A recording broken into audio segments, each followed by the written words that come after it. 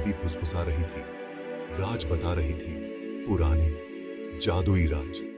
क्या वो फिरौन के सपनों की बात कर रही थी या फिर सूरज देवता रा के आकाश भ्रमण की?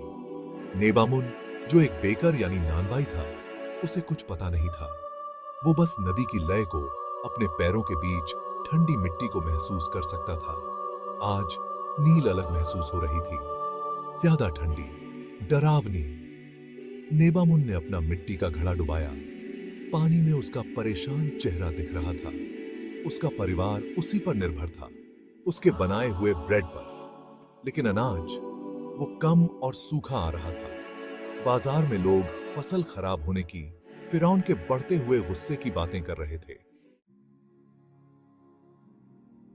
हवा में यीस्ट और बेक हो रहे ब्रेड की गंध भरी हुई थी।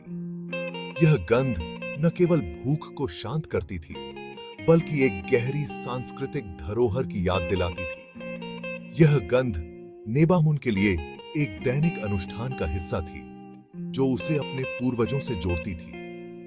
नेबामुन आटा गूंद रहा था। उसकी मजबूत बाहें लय में काम कर रही थीं। हर बार जब वह आटे को गूंदता, तो उसे अपने पिता की याद आती, जिन्होंने उसे यह कला सिखाई थी। यह केवल एक काम नहीं था, बल्कि एक परंपरा थी, जिसे वह अपने बेटे को भी सिखाना चाहता था। हर एक रोटी एक प्रार्थना थी, अच्छी फसल के लिए, फिरौन की कृपा के लिए, अपने परिवार की सुरक्षा के लिए। यह रोटियां केवल भोजन नहीं थी, बल्कि आस्था और विश्वास का प्रतीक थी। नेबामुन जानता था कि हर रोटी में उसकी मेहनत और उसकी प्रार्थनाएं बसी हुई थीं। उसकी पत्नी नेफ्रतारी उसके बगल में खूबसूरती से काम कर रही थी। उसके हाथ आटे को चिकने गोल रोटियों में ढाल रहे थे। नेफ्रतारी की निपुणता और उसकी कला ने बेकरी को एक विशेष स्थान बना दिया था। वह न केवल एक पत्नी थी, बल्कि नेबामुन की सबसे बड़ी सहयोगी भी थी।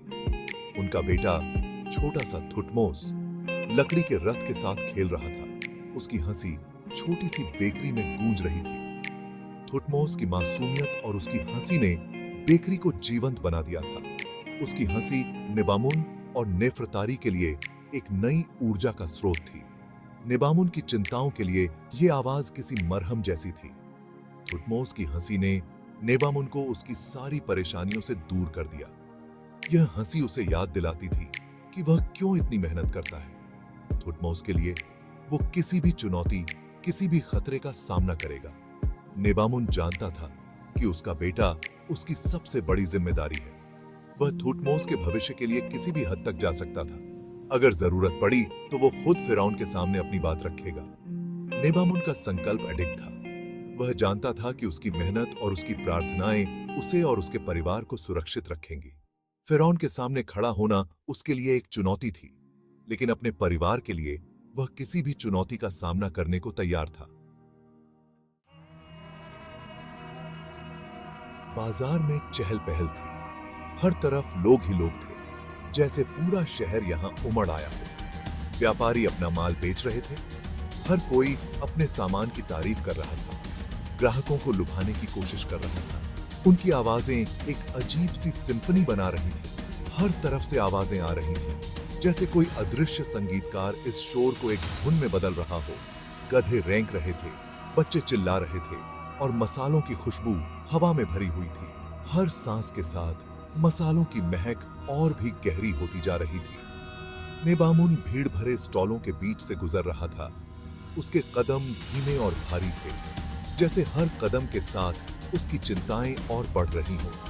उसका दिल बढ़ती बेचैनी से धड़क रहा था। हर चेहरे पर उसे चिंता और संघर्ष की झलक दिखाई दे रही थी। अनाज की बोरियां छोटी, हल्की थीं। पहले जो बोरियां भारी और भरी हुई होती थीं, अब वे खाली और हल्की लग रही थीं। लेकिन दाम दोगुने हो चुके थे। हर चीज की कीमत आसमान छू रही थी, जैसे हर कोई अपने हिस्से का बोझ बढ़ा रहा हो। निराशा ने उसे घेर लिया। उसकी आंखों में एक अजीब सी उदासी थी, जैसे वह अपने भविष्य को अंधकार में देख रहा हो। वो इतने पैसे कैसे देगा? उसकी जेब में कुछ सिक्के थे, जो उसकी जरूरतों के सामने बहुत कम थे। वो अपने परिवार को कैसे खिलाएगा? उसकी पत्नी और बच्चे उसकी ओर उम्मीद भरी नजरों से देख रहे थे। एक कर्कश आवाज ने उसे चौंका दिया। ये अनाज व्यापारी था जो अपने ग्राहकों से बहस कर रहा था। उसका चेहरा पुरानी मिट्टी की तरह सख्त था। उसकी आंखों में कठोरता और अनुभव की झलक थी। नील नदी इस साल हम पर मेहरबान नहीं है, बेकर, उसने कर्कश स्वर में कहा। पानी की कमी ने फसलों को बर्बाद कर दिया था। दाम ऊंचे हैं, लेकिन जीने की कीमत भी तो ऊंची है। हर कोई संघर्ष कर रहा था, लेकिन उम्मीद की एक किरण भी थी कि शायद आने वाले दिन बेहतर होंगे। दिन हफ्तों में बदल गए। नील बेरहम रही। उसका प्रवाह सुस्त और कमजोर था।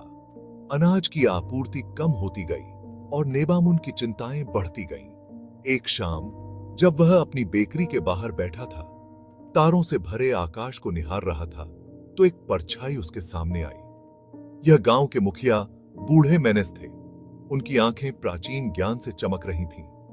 देवता, वे एक उपाय बता रहे हैं, मेनेस ने कहा। उनकी आवाज धीमी गड़गड़ाहट जैसी थी। एक दूर देश जहां नील का प्रवाह मजबूत है और फसल भरपूर है। नेबामुन के सीने में उम्मीद की किरण जग उठी। क्या यही उसकी प्रार्थनाओं का उत्तर हो सकता है? क्या अपने परिवार को बढ़ती भूख से बचाने का कोई तरीका हो सकता है? एक नया दिन आया। सूरज देवता रा की यात्रा के वादे के साथ आसमान चमक रहा था। यह एक ऐसा दृश्य था जो हर सुबह नेबामुन को प्रेरित करता था। लेकिन आज कुछ अलग था। आज का सूर्योदय एक नए युग की शुरुआत का संकेत दे रहा था। एक ऐसा युग जो नेबामुन के जीवन को हमेशा के लिए बदल सकता था। लेकिन नेबामुन का दिल भारी था। उसके मन में अनगिनत सवाल उठ रहे थे। क्या वह इस नए युग का हिस्सा बन पाएगा? क्या वह अपने परिवार और दोस्तों को छोड़कर इस अनजान सफर पर निकल पाएगा? मेनेस के शब्द उसके दिमाग में गूंज रहे थे। अनिश्चितता से भरी उम्मीद की एक किरण। मेनेस, जो हमेशा से नेबामुन का मार्गदर्शक रहा था, ने उसे इस अभियान के बारे में बताया था। लेकिन क्या यह वास्तव में नेबामुन के लिए था? क्या वह इस चुनौती का सामना कर पाएगा? एक दूर देश, हां, लेकिन वह एक साधारण बेकर वहां कैसे पहुंच सकता था? उसकी बेकरी, उसकी मेहनत और उसकी पहचान थी। क्या वह इसे छोड़कर जा सकता था? नेबामुन ने अपने हाथों में रोटी को देखा जो उसने खुद बनाई थी। यह रोटी उसकी मेहनत और समर्पण का प्रतीक थी। जैसे ही वह अपनी बेकरी से बाहर निकला, बाजार में हल्ला मच गया, जिसने उसे रोक दिया। लोग इधर-उधर भाग रहे थे, कुछ उत्सुकता से, कुछ डर से। नेबामुन ने देखा कि बाजार में कुछ असामान्य हो रहा था। शाही रक्षक, उनके चेहरे सख्त और अटल, भीड़ के बीच से रास्ता साफ कर रहे थे। उनकी उपस्थिति ने बाजार में एक अजीब सी खामोशी ला दी थी। लोग उनके रास्ते से हट रहे थे। उनकी आंखों में डर और सम्मान का मिश्रण था।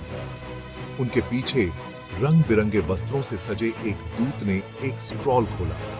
उसकी पोशाक और उसकी मुद्रा ने उसे भीड़ से अलग कर दिया। वह एक महत्वपूर्ण संदेश देने वाला था और सभी की निगाहें उस पर थीं। फिरौन के आदेश से उसने जोर से कहा। उसकी आवाज पूरे बाजार में गूंज उठी। सभी नागरिकों को सूचित किया जाता है कि एक महान अभियान शुरू किया जा रहा है।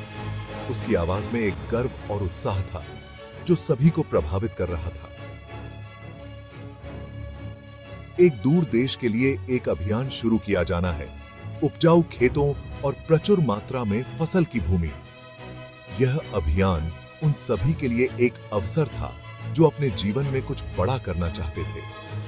नेबामुन ने सोचा, क्या यह उसका मौका था? क्या वह इस अभियान का हिस्सा बन सकता था और अपने जीवन को एक नई दिशा दे सकता था? उसकी आंखों में एक नई चमक आ गई थी और उसके दिल में एक नई उम्मीद जाग उठी थी। बाजार में खुशी की लहर दौड़ गई। उत्साह, आशा और थोड़ा सा डर भीड़ में फैल गया। यही उनका मौका था, उनका आखिरी मौका। नेबामुन का दिल जोर से धड़क रहा था।